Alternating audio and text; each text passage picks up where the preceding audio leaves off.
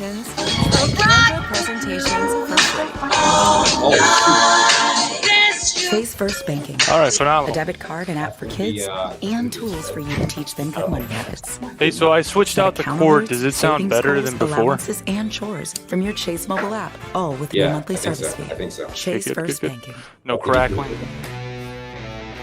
All right. I'm gonna take it off. Every time it goes to commercial, it does that freeze thing. So I'm just gonna take it off, put it back on the chart, and then bring it back in 1 second, guys. Actually, you know what?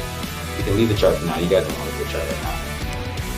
Going through just a little small, short dip. I'll be it's eating all right, fried we'll avocado fine. tacos. We'll be fine. Thank you. Ooh, you gonna eat that at Leslie Palooza? Rogue, you still there? What? Who's coming to that? Everyone's coming. Everybody. You, her, Can't tell. me, Can't all tell. of us. Yeah. STV, you good? Okay. 태양은 항상 믿고 의지할 수 있습니다. Just making sure. 그것을 Is there 쫓아가고 latency good? 마음껏 Can you hear me? 누리면서 확신을 Yeah, 가지고 3. 태양은 내일도 다시 떠오를 것이라고 이런 확신을 주는 차로 멋지게 달려보고 싶지 않으십니까? 기아로 트레이드하십시오. JD 파워가 선정한 최고의 신뢰도와 10년 10만 마일 워런티를 제공하는 기아. 지금 2021 스포티지를 선택하시고 무이자와 함께 최고 1,500불까지 트레이드 지원 캐시 혜택을 받으십시오. This is like the day before. It's like the calm before the storm.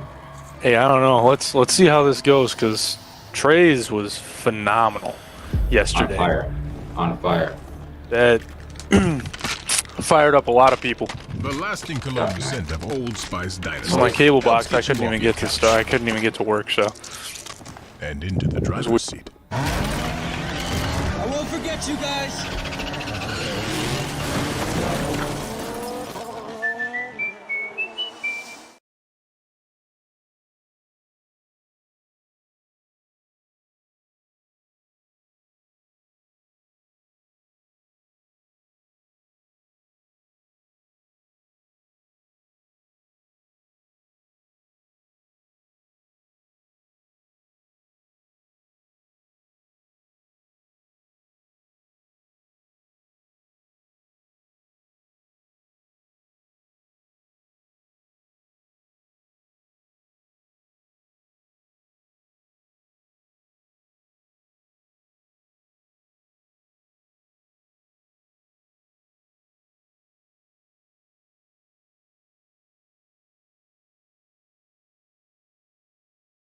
Different.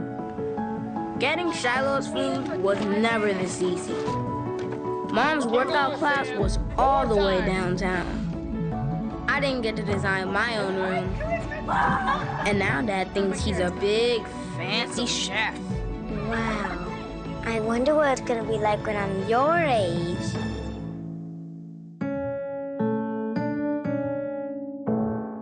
Some say this is my greatest challenge ever, but I've seen centuries of this, with a companion that powers a digital world traded with a touch.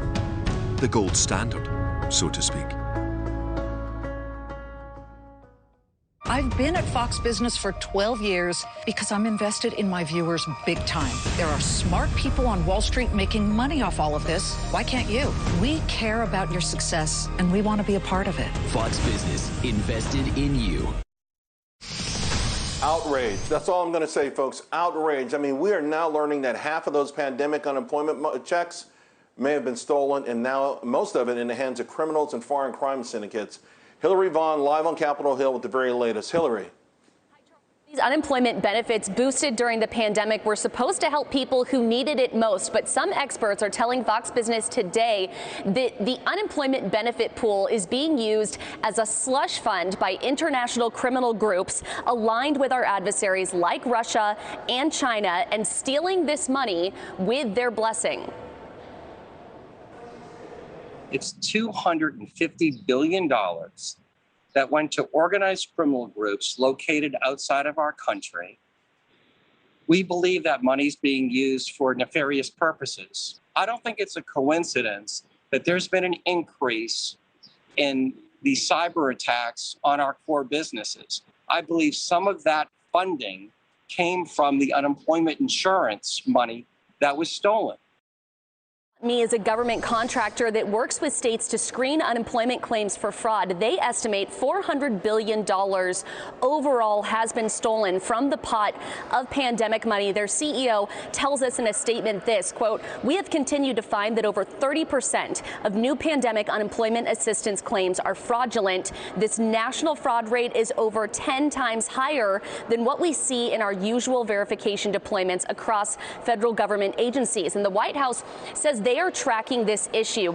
The White House's American Rescue Plan coordinator, Gene Sperling, tells Fox Business in a statement today this: "Widespread fraud at the state level in pandemic unemployment insurance during the previous administration is one of the most serious challenges we inherited. President Biden has been clear that this type of activity from criminal syndicates is despicable and unacceptable." And Charles, the White House also notes today that they've invested $200 billion through the American Rescue Plan in modernizing the unemployment system. And they've also established a task force at the DOJ that goes after fraud like this, trying to tackle this issue. Charles. Hillary Vaughn, thank you very much. Now I want to bring in a columnist from the Hill, Kristen Tate. Kristen, so last year the federal government, they sprung into action. We got the PPP program. We needed it, but I mean, we keep hearing of these wild tales of theft, hundreds of millions, maybe billions. But this is even more bewildering. $400 billion, that's taxpayer money. 70% of it going to crime syndicates in China, Nigeria, Russia. This is nuts. What do you make of it? It's sickening. I mean, when are Americans going to realize, though, that nearly every single government program is ridden with fraud? And I don't care if we're talking about welfare programs or programs in the Department of Defense. The fraud is everywhere, and it doesn't usually get reported on the way that it should. But yes, this pandemic free-for-all was a complete disaster. Billions of U.S. tax dollars sent overseas to these rogue organizations, many of them state-sponsored. And you know what, Charles? We don't even have that money. The Fed just prints it out of thin air. It's a complete disaster.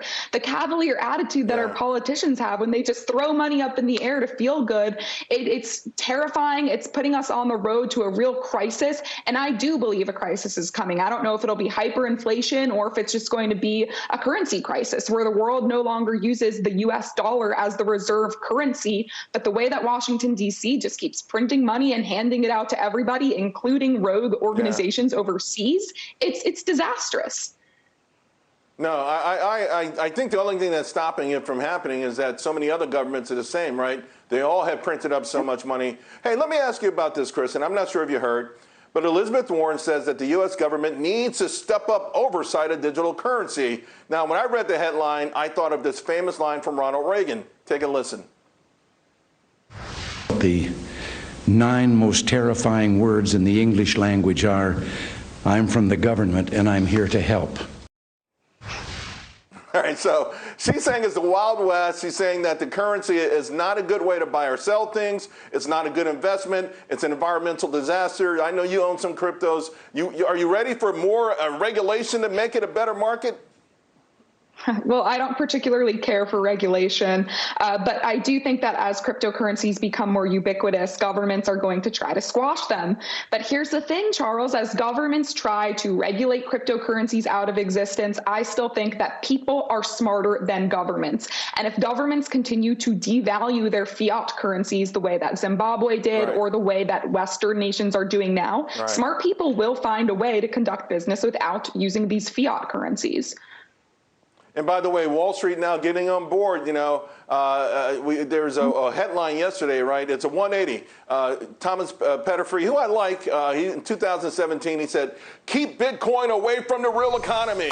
Yesterday's headline, Thomas Petterfree, "Interactive brokers will offer crypto trading at the end of the summer." So, yeah, you're right. Smart people are seeing the light and they're coming on board. Kristen, thank you so much, my friend. Always great to have you on. Now I want to welcome back investing YouTuber Matt Kohrs. And Matt, I had Trey Collins on yesterday of Trade Trades, and right before the end of the show, at the end of the segment, I did ask what the greatest risk was for the Reddit investor revolution, and this is what he said: infiltration. Take a listen.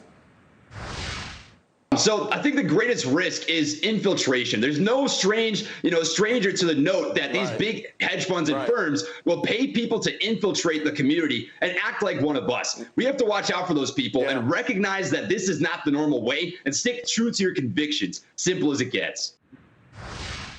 So I got a great book I want everyone in the Reddit community to read. It's called The Great Game, The Emergence of Wall Street as a World Power from 1653 to 2000 by John Steele Gordon. It's a great book. Chronicles a whole bunch of success, but also a lot of scoundrels are in there, right? One guy named Jacob Little, he's described as one of the earliest and most successful practitioners of market manipulation, making his fortune by leveraging both short sales and short sellers. So how worried are you that the hedge fund community is sneaking into your world? They've got a list of short stocks. They can sort of put out a few things, try to pump it up for a quick trade here or there. Well, first of all, thank you so much for having me back on the show. More than happy to represent the Ape Nation here. And I agree with Trey in terms of media, of what's going on. For example, in terms of video media, there's all these, I guess, Wall Streeters with their fancy accolades, their fancy degrees coming on, just for AMC, for example, saying that it's overvalued and fundamentally it makes no sense. And right there, that alone, they're missing the point. Right here, we're in this for a momentum trade, a swing trade. Right. We're seeing what's going on with the shorts. And then that's just the video media of saying, like, fundamentally, I don't think they get what we're going for. Written media. Today alone, I read an article that was AMC insiders sell $4 million worth of stock. I get it. That's a big number. It's a huge number. But when you look into it, that's 100,000 shares, and the stock now trades over 300 million a day. It's below a drop in the bucket. And then in my realm, more of social media, between YouTube, Twitter, Reddit, there's all these faceless accounts with the exact same message. So across all these different forms of media, I very much believe that there's like a coordinated campaign kind of working against us. But does it bother me? No, just because of how much I believe in this movement, and I'm just fighting along with my fellow apes. Okay, and on that side, I know they're trying to talk it down, but also just sneaking in there with a, you take a list of shorts and you see a name that's 30% short, maybe you can get a spark. But I know that the community is looking out for that. I do want to ask about SEC Chair Gary Gensler. He made a lot of comments yesterday hinting at some form of regulation. Some think he may curb excessive shorting, certainly payment for order flow. The establishment, though, is taking a different read, saying, oh, no, they're going to stop the sharing of information, somehow figure out a way to regulate what people say on message boards and things like that. What are your thoughts? Yeah, so for the people in that latter group, if you ask me, doesn't that sound dangerous? Stopping the sharing of ideas? To me, it's almost an argument of, like, potentially in the realm of against free speech.